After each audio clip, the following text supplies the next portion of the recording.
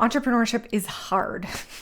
I don't know if there's any way to get around it, but today we're talking about 6 ways that we can beat procrastination and resistance that shows up when we're doing this entrepreneurial thing and we're trying to reach those big goals that we set out, but we're just running into a roadblock of some sort. I have been an entrepreneur for over 10 years. I actually started my first business when I was 16. So if we count back that far, it's been 20 years of entrepreneurial experience. I have a few ideas that have worked extremely well for me personally and for a lot of my clients. This is a topic that comes up in my Brand Clarity Collective very often because sometimes we run into our own self when we're doing this thing. Either we set a plan, we know what we're doing, and we just procrastinate and we don't take action, or maybe we have a plan, we do the thing, we actually put it out into the world, and then we don't get the response that we were hoping.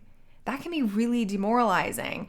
And whatever your flavor of procrastination or resistance is, let's share these 6 strategies so you can use one of them, just pick one, to get out of your own way and back into action. Thank you so much for watching. My name is Kaye Putnam. I'm the psychology-driven brand strategist. Here on this channel, we talk about all things branding, psychology, and entrepreneurship. And part of the psychological equation is what is happening in between our own 2 ears. Let's just get to the strategies. Strategy number 1 is to reduce your expectations. We talked about this on a recent podcast episode. I'll link it below. But a lot of high performers get in their own way when it comes to creating the results that we want because we expect a ton out of ourselves. We expect A+ work all of the time. Problem is, we aren't superhuman and we don't have the same level of energy every day. So you need to give yourself permission to do things imperfectly.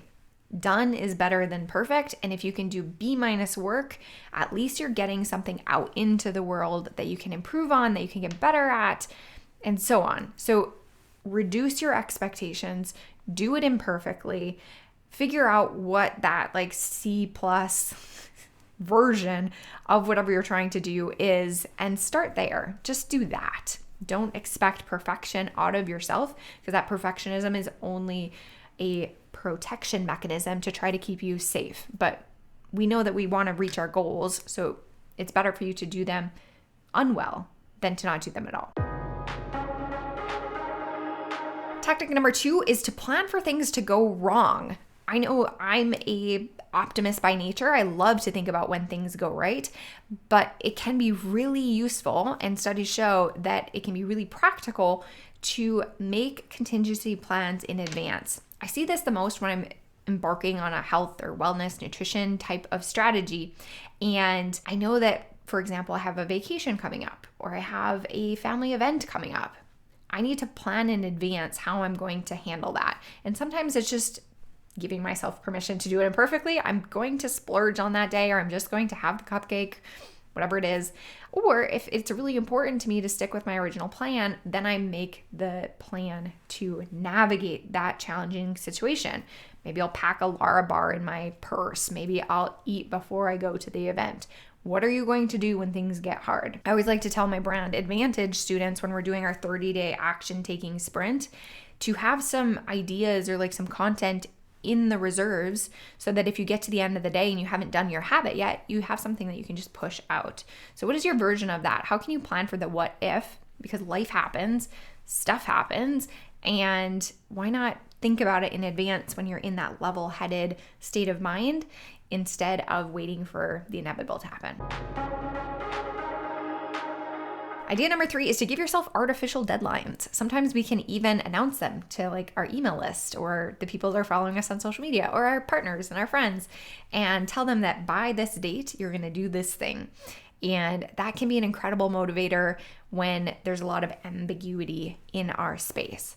So how can you reduce the ambiguity? By creating deadlines, even if they're artificial, and then finding some reason to stick to it, whether you're going to give yourself a reward or you're going to have some either social pressure or actual pressure to get the thing done, and stick to the deadline. That deadline can make it much more clear about what's even possible to get done by that date. Maybe you do have to give the B- work if you actually want to meet your deadline.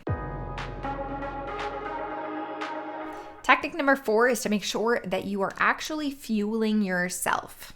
I have a hunch that a lot of procrastination, a lot of poor results or like poor energy, poor motivation by entrepreneurs is really just a fundamental lack of the basic things that your body needs.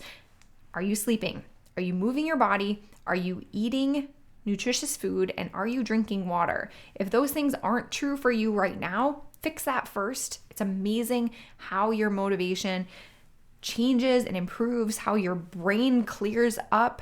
Of course, it might not happen tomorrow. Like, it might take stringing a couple of those days together where you're taking care of those basic needs, but fuel yourself first before expecting peak performance out of your brain and your body. Tactic number 5 is to share in the struggle. Sometimes we get in our heads that we're the only ones that feel a specific way. Chances are you are not. So it is so powerful to be in a community of like-minded entrepreneurs.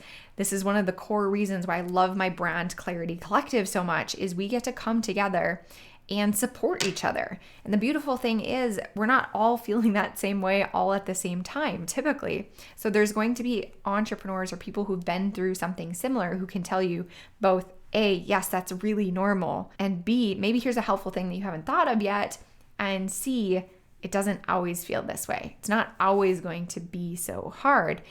Keep moving through the thing. So being in that community where you can ask for help, share the struggle, can help take some of the anxiety out or some of the wind out of that big, hairy challenge that you're facing.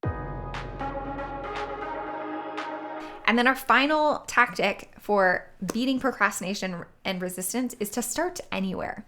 You may have this like really beautiful plan all laid out about how exactly you're going to accomplish the thing, but maybe the first step is giving you a lot of mental grief. And if you just started somewhere in the middle, that momentum could carry you into some of the harder parts of the project.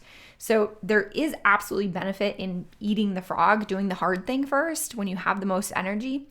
And sometimes that doesn't work, and it is more beneficial to just start with the easy thing. Dave Ramsey, his financial advice is built around this principle. Let's start with the smallest debt first, pay that one off so you get the psychological win of getting some results and seeing some momentum, and then move into the harder projects. So if one of those tactics isn't working, if it isn't working to start where you planned and strategized that you were going to start with a particular project, start with an easier part, start anywhere, and then let that momentum carry you through. Which one of these 6 tools are you going to use today to beat procrastination, resistance, or stuckness? I would love to hear in the comments below. And if you found this helpful, give it a thumbs up and subscribe if you haven't yet already. I love teaching about not only the psychology of bringing your brand to market and the psychology of your ideal clients, but the psychology of entrepreneurship. So thanks for being here. I'll see you in the next one.